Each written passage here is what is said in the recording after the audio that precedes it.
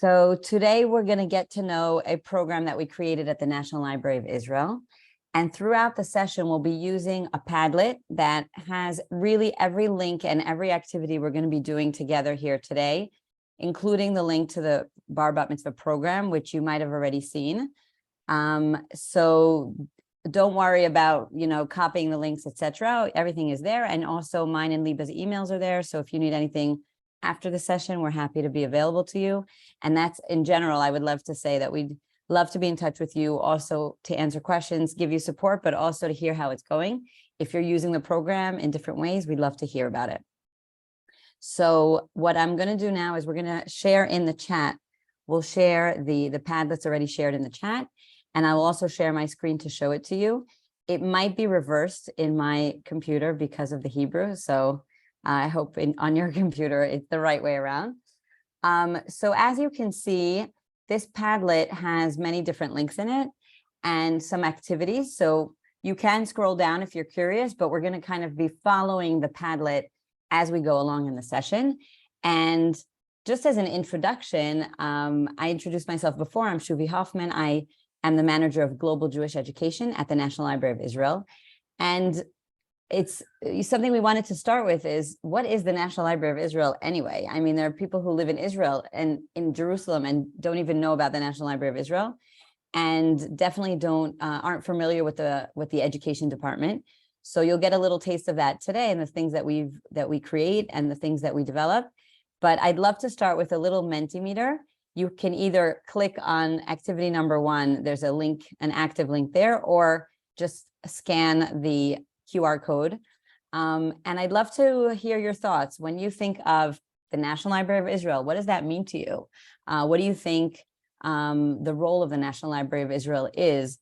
And we'll soon see some of your answers on this Mentimeter. So I'm inviting everyone to participate. If anyone needs help getting connected to the Mentimeter, we can try to help you out. You can either scan it on your phone, on another device through the QR code, or you can just click here on the Padlet and participate. So I'm going to give people a minute just to kind of jot down a few words. It could really just be a word. You have a few options to give a few different words. So you think of the National Library of Israel. What do you think we do? What do you think we have? What kind of work do we do at the library? And of course, in the context of education. So I'm going to give people a moment, and I'll stop sharing my screen for a second and see if everyone is okay.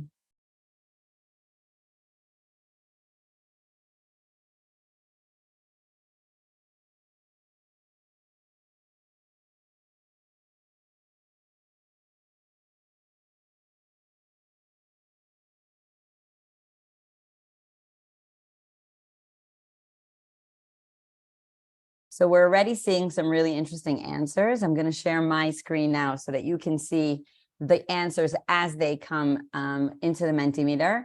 As these word clouds go, if a word repeats itself, it becomes bigger. And so if there are a few people who will write, for instance, education or history, that word will become bigger. In the meantime, I see that each one of the words has been shared by one person, and I'm inviting people to write more than one idea or more than one word, and let's get a sense of what people are thinking in the group. So people have already written community, history, resource or resources, creating links internationally, education, sharing, reaching out. Let's see some more examples or some more words, and then we'll move on.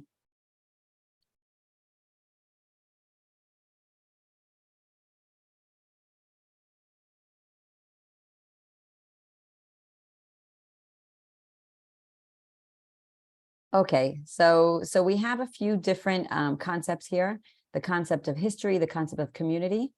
And looking at our Padlet, what I would like to show you is that indeed the library has many different roles. One of them is anchored very much in history, in the past, in preserving cultural items, cultural treasures that we have from the Jewish people. We are the National Library of Israel, so we serve the Jewish people worldwide, but we also serve all populations in the state of Israel. We have a very large Islam and Middle East collection. We have a large humanities collection. And our educational activity in Israel happens mostly in Hebrew and in Arabic for teachers and students who come to the library to do research, to have programs, to have special days of learning together and professional development. And in my role, most of the content that we develop is in English or in other languages. We have quite a lot of material in French and in German, and we make an effort to kind of make as much as we can accessible to educators worldwide. So you could take a little peek here, and we're not going to spend a lot of time on this, just to get a sense of the story of the library. The library has been around for many, many years. Most people assume that the library was founded with the establishment of the State of Israel, but the truth is the idea of having a national library to collect the treasures of the Jewish people started in 1872. And now we are in the midst of a huge renewal process that the library is going through since 2007, when the National Library Law was passed in the Knesset, in the Israeli parliament, that basically states that the National Library of Israel is a separate entity from the Hebrew University. And while we'll still continue being an excellent academic library for researchers and scholars, part of the library's mission is also to make these treasures accessible to the public, to students, to teachers, to the general public, and really anyone who wants to learn. So again, now we're not going to go into all those details. There's a lot to say about that. But today we're really here to learn about a specific program that we developed. You see that we have an entire website with many other resources. We're not going to go into that now either, but you have it on the Padlet, and you can follow us on Facebook and hear our emails if you would like to hear more about other programs that we have. So the program that we're going to be talking about today, of course, is the Bar and Bat Mitzvah Journey that we've created. And we just spoke about the roles of the library. So we're anchored in the past and bringing history to life. That's our motto. We like to think of ourselves as an institute that takes artifacts from the past, authentic documents, authentic items that tell the story of our people and of culture, of Israeli culture, of Jewish culture, and we bring it to life. And we do that by letting the kids access these treasures firsthand, and also adding their piece to the story. And that's the slogan of this entire program, is writing my chapter. And the reason is because we don't see ourselves as a library that needs to just keep things safe and preserve them. The meaning of these, or the significance of these items, is only through education and through people learning, and that's our role. So what I would love for you to do is look at activity number 1 on the Padlet, activity number 2. In activity number 2, and I'll share my screen again so that you can kind of see it on my Padlet, but hopefully you've each been able to open the Padlet on your own devices and put it on a different tab. So in this activity, we're inviting you to look at a few of the themes or the values or ideas that we put down here that connect to Bar and Bat Mitzvah. And think of your own experience, perhaps, when you became Bar or Bat Mitzvah. Think about the learners that you work with, the community that you work in. And there are some different elements here, like friendship, being part of a community, tradition, personal growth. I'd love for each one of you to kind of use the function of putting a heart on something that you think that speaks to you. Of course, you can put hearts on multiple different themes, and you'll see that many of these themes are also part of the program that we've built around the primary sources. Also, all of the pictures and items that you're looking at now are incorporated in the program. Just so feel free to, I see people already are putting hearts on different things. You can also write a comment, and on the Padlet, you can open it up separately and see the comments that people have written. So take a moment to think about these different elements and how they also connect to each other. And that's something that you can share through the comments to kind of say, well, becoming part of a community isn't something that happens in a vacuum. Like, there are other things here, like maybe personal growth that connect to that, or family, etc. So think a little bit also about the connections between these different aspects, and think about how they manifest in your life or in your learners' lives. So I'm going to take a moment, and then we're also going to pause a second to hear maybe some of you. You can unmute yourselves and share a thought or two about these themes. So is there someone who wants to maybe share, someone who put a heart on a specific theme, a specific idea, who wants to share with us why or how that manifests in their work or their lives?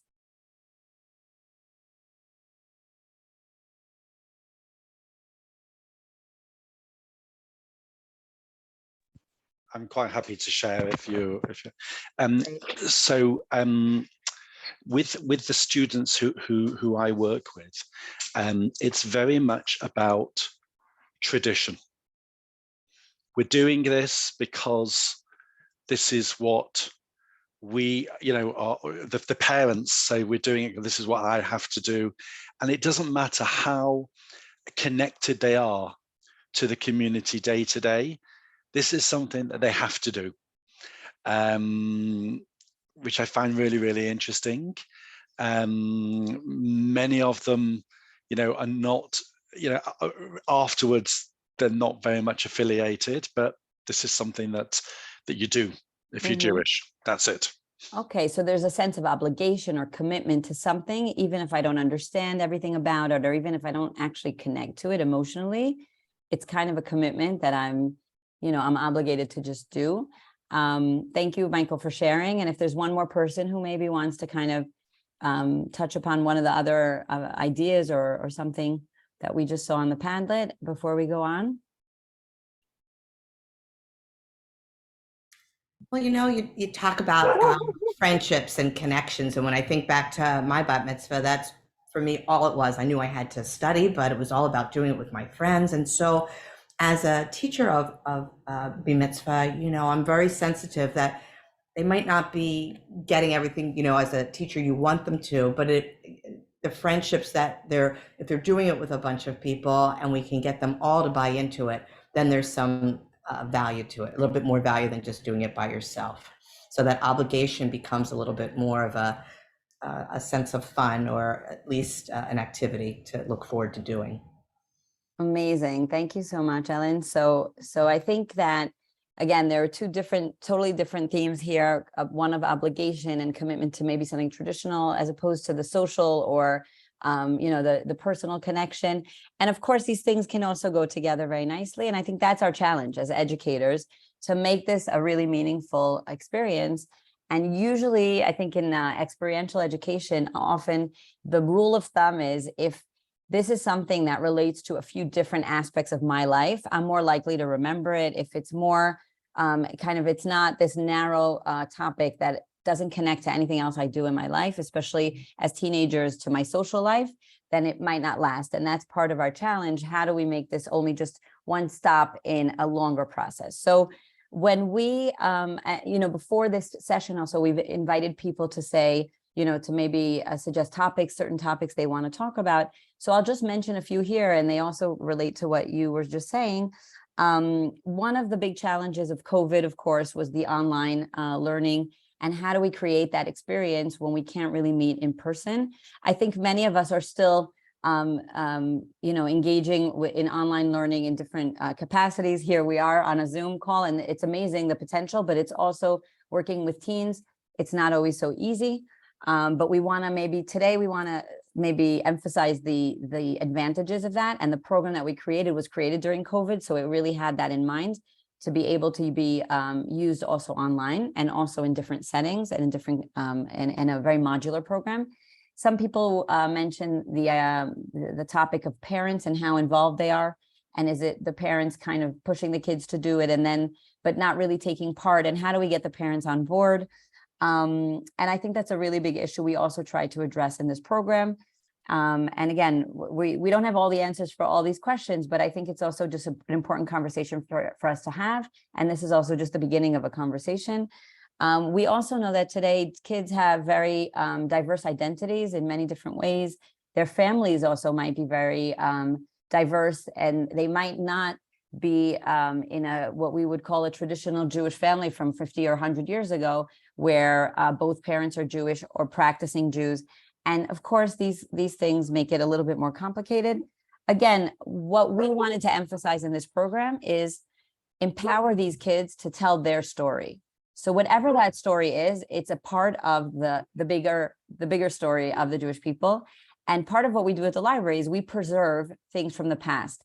But if the people who lived 50 years ago didn't have that intention to preserve what we have today, to learn about the past, then we wouldn't know their stories. And we're trying to encourage the kids to take ownership and really share their story and preserve it for future generations. Of course, also for themselves, for their own reflection, but also to understand that they need to write their chapter, whatever that is. The content of their chapter is up to them. And I think that leaves a lot of space for diversity. And we'll look at the program now kind of to see some of the aspects I was just speaking about. So again, you have a link in the Padlet, but I'm going to share my screen for a moment and show you what the program looks like. And I see that Liba also shared it in the chat. This is the landing page for the program, just to show you that we have this program we've created it in English and we translated it to Hebrew for people who might want to use at least some of the program in Hebrew, for Hebrew teachers, or for learners who might feel more comfortable in Hebrew. We have it in French and we also have it in German. And if you click here on the English version, you'll arrive at this, at the path, at the journey. So everything you're looking at is 100% accessible and free. The kids would access it through exactly the same link that you would, and they don't need a password and they don't need a username, and neither do you. And as you can see, we kind of envision this process of becoming bar or bat mitzvah as a journey. And what are the stations or the possible ideas that the kids might meet on their way when they're on the way to adulthood, or they're on their way to self-discovery and to connecting to something from their heritage, from their tradition, and again, ultimately connecting to themselves. So each chapter kind of tackles a different theme or a different value, and it's clickable. And you'll see that some of the themes that we saw before in the Padlet appear here as well, and we'll see some examples. For instance, we took the theme of prayer, and we don't presume to give people an extensive course on Judaism or on what prayer is in Judaism. There's plenty of material online to do that.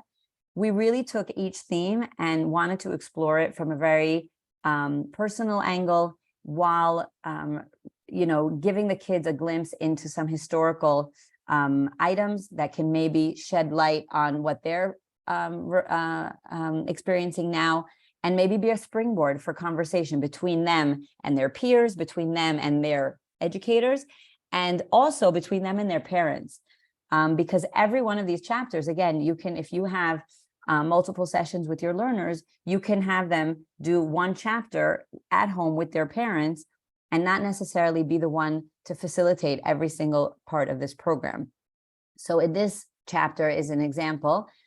In every chapter, we have a little introduction that gives a little bit of a framing for the topic, a quote that's in Hebrew from a traditional text with the translation, of course.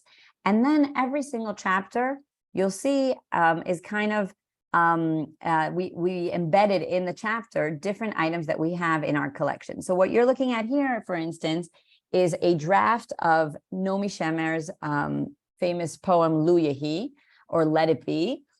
She was inspired by the Beatles song and wanted to write something hopeful and something that really expressed her hopes for the future. And what we're also inviting the kids to do is to perhaps think of their wishes and prayers for the future.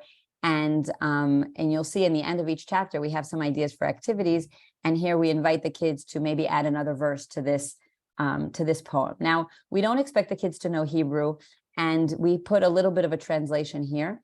But what we did want them to see is the actual original item. Most of the items, if you click on this, on the link that appears here, you can open a link that will take you to our educators catalog of the items that we hold in the library.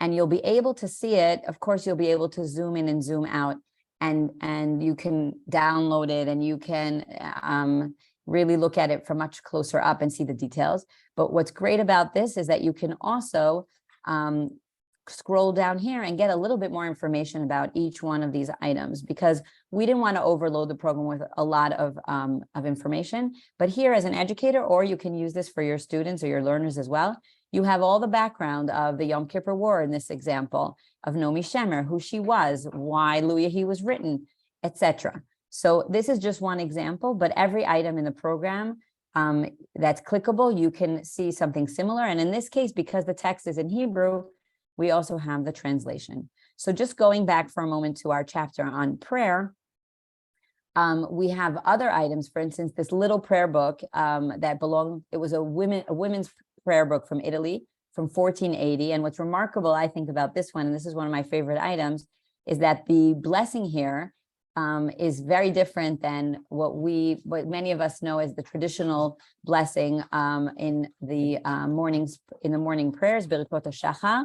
It says here, She'asitani isha velo ish, that you made me a woman and not a man. Now, we know that all of these questions of gender and identity are very much on people's minds today. Kids today are very much preoccupied with questions of how Judaism relates to different people's identities and what place different people have in our tradition. And I think this is just a remarkable example of something that's 500 years old and gives us a little bit of perspective. Of course, there are things that people 500 years ago maybe didn't think of about and that we're experiencing today. But the idea is that we get some perspective, we get some inspiration, that maybe there are places that we can draw from our tradition or from our past that can still be relevant. And part of being relevant is also having a conversation about it, even if you don't agree or even if you don't accept everything from the past. It's actually to just get to know what was out there and what people were experiencing. So this is one example. We also have a prayer here, Tfilat HaDerech, people who used to, who prayed on their way from one place to the other. And as you can see, we take these as a springboard, like I said. So the question here that we are inviting the learners to discuss either with each other or in Chevruta with a pair or with their parents is, have you ever been on a journey and prayed to arrive safely at your destination? Or maybe do you use methods such as yoga, etc., to be as a way of meditation? So again, we don't want to overload the kids with too much information, but we want them to feel how special some of these items are and how maybe they can relate to what they're experiencing now. And every chapter ends with some activity ideas. So what I would like for you to look at, for instance, there's an example here of a mural that's created that says She'asani Kirtzono, which is also one of the blessings from the prayer in the morning. And it's an artwork by Hillel Smith. And it's an invitation for a conversation. We also have other ideas, for instance, to design their own street art. And what I want to show you here, this is kind of a well done at the end of the chapter, but each chapter is really usually between 5 and 6 pages long, and that's it. What we have in the program and the place where the kids would actually document each one of those activities at the end of each chapter is this personalized scrapbook. So I'm going to show you that if you click here, you arrive at a template for what we call a digital scrapbook. Again, going back to this idea of how important it is to preserve your story and to document it and to share it. Every single activity that we have in the program has a different slide. The kids can, of course, edit this 100%. They can change the entire look and feel of this. You can also delete different slides if they're not relevant, if you didn't do that activity. But it's a little bit of scaffolding so that kids feel that they have a place to put each and every one of these activities. So these are some examples from the previous chapters, but if we look at the chapter about prayer, you'll see there's a chapter about Hebrew, etc. And you guys will also soon have an opportunity in the breakout rooms to look at a few other chapters. But here's the chapter we were just looking at, and here is where they can write their verse to Let It Be, or create their mural, or write their prayer that they would symbolically maybe put in the kotel, in the Western Wall, if they wanted to write something, a hope, a little prayer that they have, something they want to share. So what I'm going to do for a moment, I'm going to stop sharing my screen. What we've seen up until now is we saw a little overview of the program. You saw that we saw an example of one chapter. I chose the chapter of prayer, and in a few minutes in breakout rooms, we're going to invite you to choose other chapters on other topics and explore them a little bit. Of course, you can also choose them freely, but in the Padlet, we kind of gave you a little bit of more direction if you would like to. Just before we go on to the breakout rooms, I want to show you one more very, very important feature of this program. In addition to the Canva, to the scrapbook, which is personal, I want to just emphasize it's a template that once you sign into Canva for free, and you don't need, it's not shared with anyone else. So they don't tamper with our template.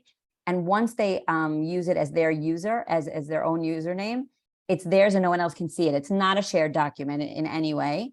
You can use it as an educator to summarize an activity, and then you can make a presentation of the entire group. You can have them created throughout a certain amount of time, and then they can share it with their parents. You can even share it as to the entire community if you choose to do so. But each and every kid who has a Canva template, it'll be their own. Of course, they need to remember that next time they go into the Canva for the next activity, they don't restart a new template, but they use their saved document. They should change the title. It shouldn't say template of Shuvi Hoffman's Canva scrapbook. It should say their name or whatever. And then they go back to that every time. And again, they can edit and they can delete whatever's not relevant. And the second feature I just want to mention before we explore some things on our own in the breakout rooms is the gallery. So the Canva is their personal documentation, but our gallery is a place where they can add their piece and share it with others. So it's kind of like if you will, it's like a mini library. We know that people are very mindful of sharing things online. So this is accessible to whoever goes into our website. Basically what it is you could also access it through the main menu in Write Your Own Chapter, which is chapter 13. Basically, the program has 12 chapters of content, and then the 13th chapter is the chapter of adding your own piece. That was kind of a way for us to take the numbers 12 and 13 and incorporate them in some way, and not just 13. So here, the kids are invited, and you see that we have the explanations in Hebrew and in French as well. The kids are invited to share a primary source of their own. We at the library collect manuscripts, documents, letters, photographs, invitations. There are boxes and boxes of bar mitzvah invitations in the library. And thanks to that, we've incorporated some of them in our program, in this program. So all the kids need to do is write their name and where they're from and the school. Email, if you feel less comfortable for them sharing their real personal email, you can create an email just for this or have them share your email. The only reason we want the email is so that if we need a better quality image or something like that, we know where to find them. And then they upload an item. The item can be a photograph, a document, it could be an invitation, or maybe a certificate. It could be a screenshot of you sending them an email about, I don't know, a rehearsal for a song they're going to be singing together in the community. I don't know, something of the sort. It could be them recording themselves practicing for a speech, or maybe for their Torah reading, or maybe for something else. And then all they need to do is give it a title and describe it and say why it's meaningful to them. Because in the end, where it's shared, we can look at it like this, but we can also look at it in grid view. We have a few items already up here in the gallery, and I'm going to look at it in grid view for a moment because that might be a little bit easier. So we have different items. They could be audio, they can be something else. This is my bat mitzvah invitation. I have a brother who's a year older than me, and we celebrated our bar and bat mitzvah together. And this is our invitation that my mother kept all these years, thank goodness. And I took a picture of it and I uploaded it. And I explained a little bit about why it's significant to me. So imagine this gallery full of items from all over the world, kids sharing either their invitations or other items that are meaningful to them around this milestone, and being able to, for instance, filter it by location or by year. They might be sharing their grandparents' photograph from one of their milestones. They might be sharing something from their community that's much older than them. So it could be really interesting and another resource for you as educators. So that's the second feature that I wanted to show you about the program. And then going back to our Padlet for a moment, what we're inviting you to do now is to choose one of these chapters. Again, you could also choose freely from the menu, but this is just kind of a little bit more directed. You can access the program from here as well. And then basically do the activities or answer the questions that are on those pages. Discuss them together as educators on your level. And then we'd love for you to share your insights as educators over here in green. And then as a second layer, think about your learner's experience. Would this be something they can relate to or not? Is this something they would struggle with? Is this something that they might have questions about or maybe just not even connect to? So again, depending on what you choose, you can either write your name here on the sticky note or just write the topic that you're addressing so we have some kind of context, and that's it. So I'm gonna put you in random breakout rooms in a moment. We're gonna have like 3 people. We have 11 participants that aren't me and Liba. So we're gonna have like, I guess, 3 people on average in a room. Any questions or comments up until now, just that we're on the same page? Okay, so I'm assigning you to random breakout rooms. I'm creating 4, and I think that means that some of you will be in pairs and some of you will be in groups of 3. So did everyone get an invitation for a breakout room? Just like give me a thumbs up. No, not yet. Now? Great. So you have 15 minutes for this section. I'll also write it. I'll broadcast.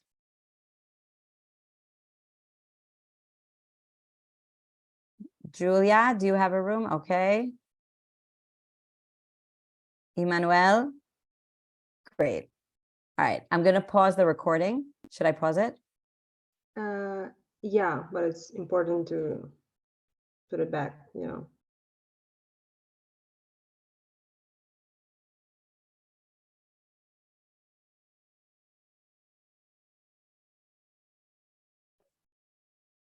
Hi.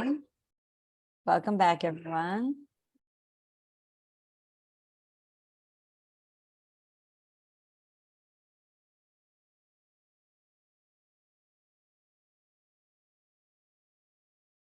In the meantime, until everyone joins from the other breakout rooms, I'm reminding you that you can share on the Padlet any of the insights or things that came up in the discussion.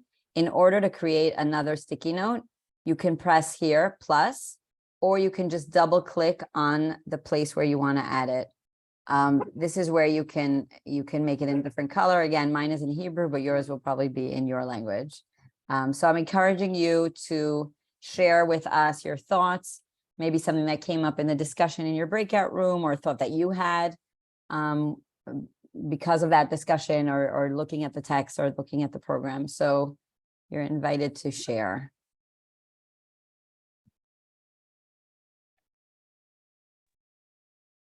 Could you please put in the address of the Padlet, because I started on my phone and then I Sure. Yes, we'll share it again in the chat for those of you who don't have the link.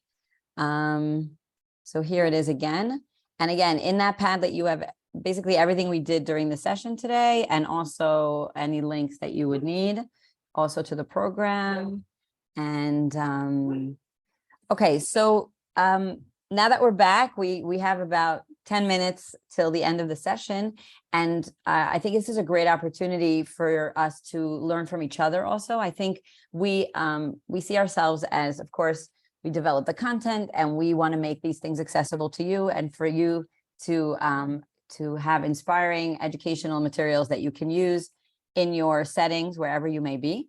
But we also see ourselves as a space to bring people like you together. You're all dealing probably with very similar issues and similar challenges. And I think it's really valuable for you to learn from each other as well.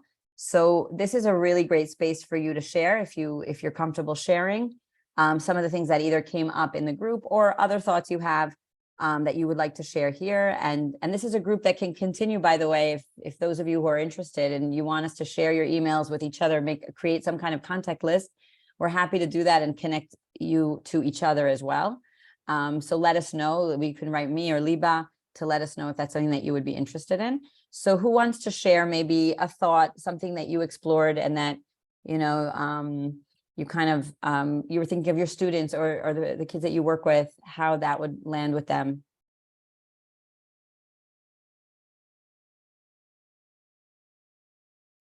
We talked about the invitation process and how sometimes at 12 and 13 our students don't really know what they want. They're there because they're supposed to be. And so we talked about how sometimes these parties for the celebration have gotten out of hand, and how we really want to focus more on the service itself and the meaning behind it, and how the child feels, not what the parents want.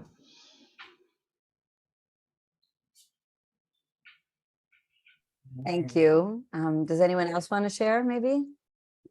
Yeah, I think we also spoke about the enormous wealth of information there, and the fact that you are never going to use the whole thing or all the information that's behind it. So as an educator, you would definitely have to filter what you give them. It's not like something that you just push to them and say, okay, just start working on it. It's really something you would have to guide them through. Definitely, I want to even strengthen that. The way we built the program, we wanted it to be modular. We wanted people to choose.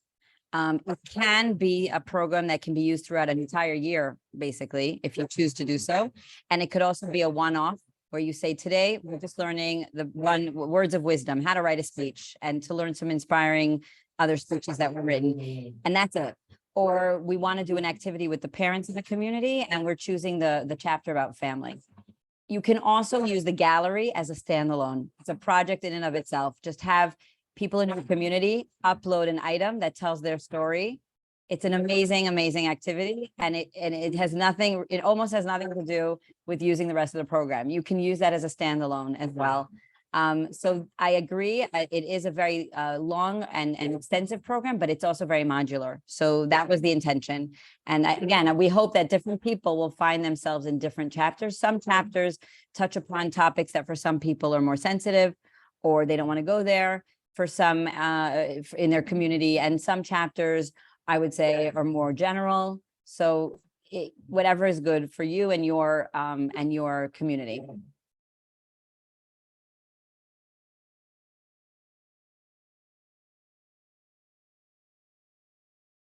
Anyone else want to share? We have just a few more minutes. I'm just wondering. Oh, go ahead, Michael. No, you go. I just want to say I really appreciate this. Like, this is like a lot to process because it's just such a wealth of information. And I think as an education director, I really need to take the time, and I'm glad you're sharing this with us now, to process and look at it and start to think about how I can provide this to my teachers and make sure they're using it in an intentional way, while giving them freedom, but at the same time, not just throwing it and say, hey, figure it out. I think really it's incumbent upon us, if we're going to guide others, to take the time to really invest in looking through the resource. I agree with you, Mark. There's a lot there. We have to unpack it before we can use it. It's great, though. Thank you.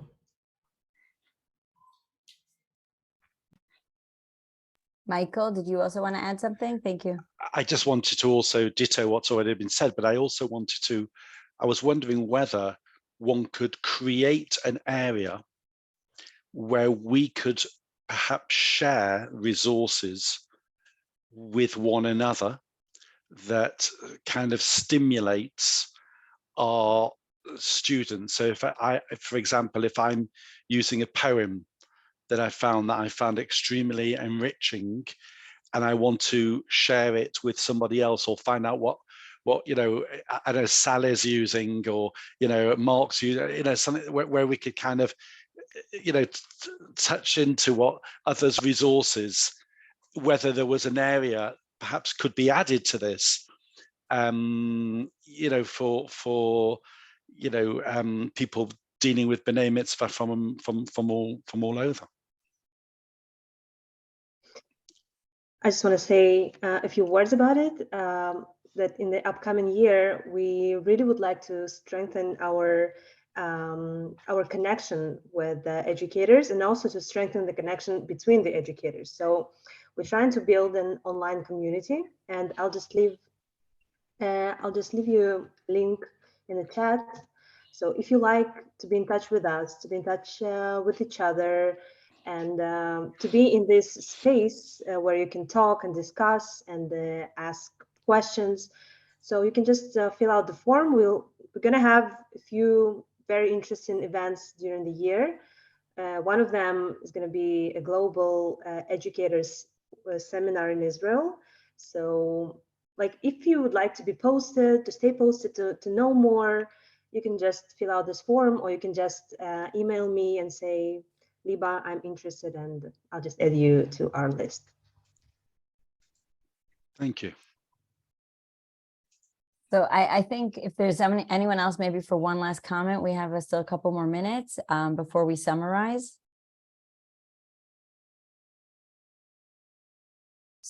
Because I just also want to strengthen the message that we would love to create a space for you to help each other and learn from each other. And we know as educators ourselves that it's not always so easy to find the time, to find the headspace. People are hesitant sometimes to share some of their challenges or their materials because they think maybe they're not perfect, or maybe they're not usable, and they're so specific. But we all know that we can, learn from others. We can see something that they chose, for instance, like the example Michael gave, a poem or something, and we'll take it to our direction. We'll tweak it and we'll adapt it for our learners for sure.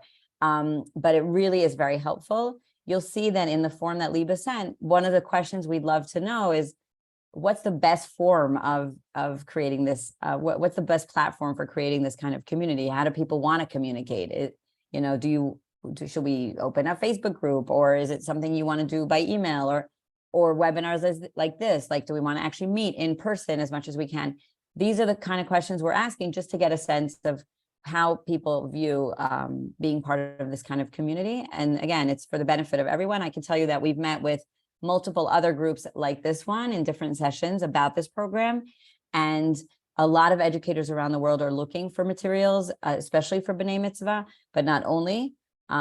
So again, it's an opportunity, and to make these connections is really part of how we see our goal and our role. So we're happy to do that. And again, if anyone wants to, as a closing remark, to say anything before we kind of close the session, by all means, if there's someone who wants to say. Well done. Well done. Thank you. Thank you. Thank you so much. Thank you, guys. Really. Thank you. It's my wheels turning. It's good. Good. All right. Good luck, everyone, and we'll be in touch. Thank you. Thank you very much. Thank you. Bye-bye. Bye. Bye. Thanks a lot. It's really, really nice. Great. Thank you.